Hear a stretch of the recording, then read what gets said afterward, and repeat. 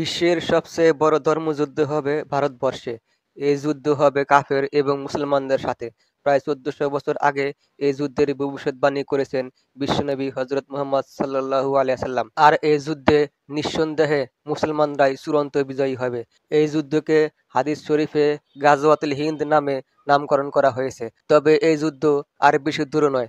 বর্তমান ভারতের হিন্দুরা মুসলমানদের একের পর এক মসজিদ ভেঙে সেখানে মন্দির নির্মাণ করতেছে।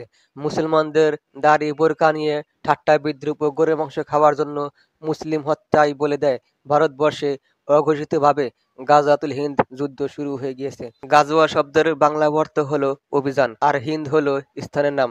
প্রায় 1400 বছর আগে বর্তমানে ভারত, বাংলাদেশ, মিয়ানমার, পাকিস্তান, শ্রীলঙ্কা, আফগানিস্তান, ভুটান এবং নেপাল হিন্দ নামে পরিচিত ছিল। অর্থাৎ ভারতীয় উপমহাদেশকে বলা হতো হিন্দ বা হিন্দুস্তান। রাসূল সাল্লাল্লাহু আলাইহি সাল্লাম হাদিস শরীফে ইরশাদ করেছেন, গাজওয়াতুল হিন্দ হবে মুসলমানদের সাথে কাফেরদের সবচেয়ে বড় যুদ্ধ। এই যুদ্ধে হিন্দুস্তানের মুসলমানদের ভেতর 3 ভাগের 1 ভাগ শহীদ হয়ে যাবে, দ্বিতীয় ভাগ পালিয়ে যাবে এবং তৃতীয় ভাগ যুদ্ধ চালিয়ে যাবে এবং তারাই চূড়ান্ত বিজয় ছিনিয়ে আনবে। সুনানে নাসাই এবং অন্যান্য হাদিসের কিতাবে বর্ণিত আছে, রাসূল সাল্লাল্লাহু আলাইহি সাল্লাম ইরশাদ করেছেন, আমার উম্মতের একটি দল হিন্দুস্তানে যুদ্ধ করবে। আল্লাহ তাআলা তাদেরকে বিজয় দান করবেন। তারা হিন্দুস্তানের রাজাদের বন্দী করবে এবং আল্লাহ তাদের ক্ষমা করে দিবেন। কিন্তু গাজওয়াতুল হিন্দ এতটাই ভয়াবহ যুদ্ধ হবে যে বিজয় উল্লাস করার জন্য অল্প কিছু মুসলিম জনসংখ্যা বেঁচে থাকবে। আরেকটি হাদিসে আল্লাহ রাসূল সাল্লাল্লাহু আলাইহি সাল্লাম বলেছেন, গাজওয়াতুল হিন্দ হবে হিন্দুস্তানের চূড়ান্ত যুদ্ধ। নবীজি সাল্লাল্লাহু আলাইহি সাল্লাম একদিন পূর্ব দিকে তাকিয়ে বড় বড় নিঃশ্বাস নিচ্ছিলেন। এমন সময় একজন সাহাবী রাদিয়াল্লাহু আনহু জিজ্ঞাসা করলেন, ইয়া রাসূলুল্লাহ, আপনি এমন করছেন কেন? উত্তরে রাসূল সাল্লাল্লাহু আলাইহি সাল্লাম বললেন, আমি পূর্ব দিকে বিজয়ের সুঘ্রাণ পাচ্ছি।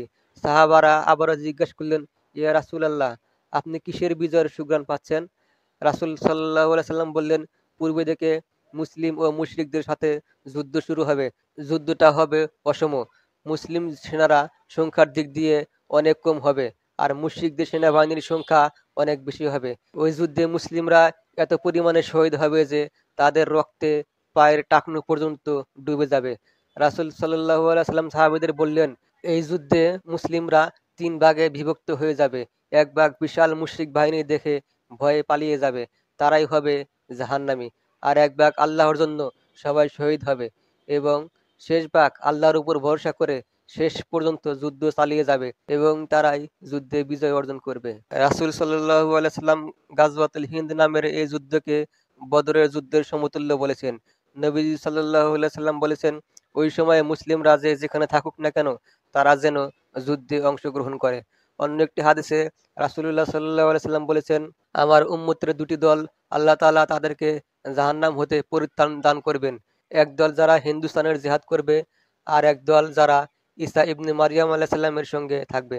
হযরত আবু হুরায়রা রাদিয়াল্লাহু আনহু থেকে বর্ণিত আছে, রাসূল সাল্লাল্লাহু আলাইহি সাল্লাম আমাদেরকে হিন্দুস্তানের জিহাদের আশ্বাস দিয়েছেন। আমি তা পেলে তাতে আমার জান-মাল উৎসর্গ করব। আর যদি আমি নিহত হই তবে মর্যাদাবান শহীদ বলে গণ্য হইব। আর যদি ফিরে আসি তাহলে আমি আবু হুরায়রা হব আজাদ বা জাহান্নাম হতে মুক্ত।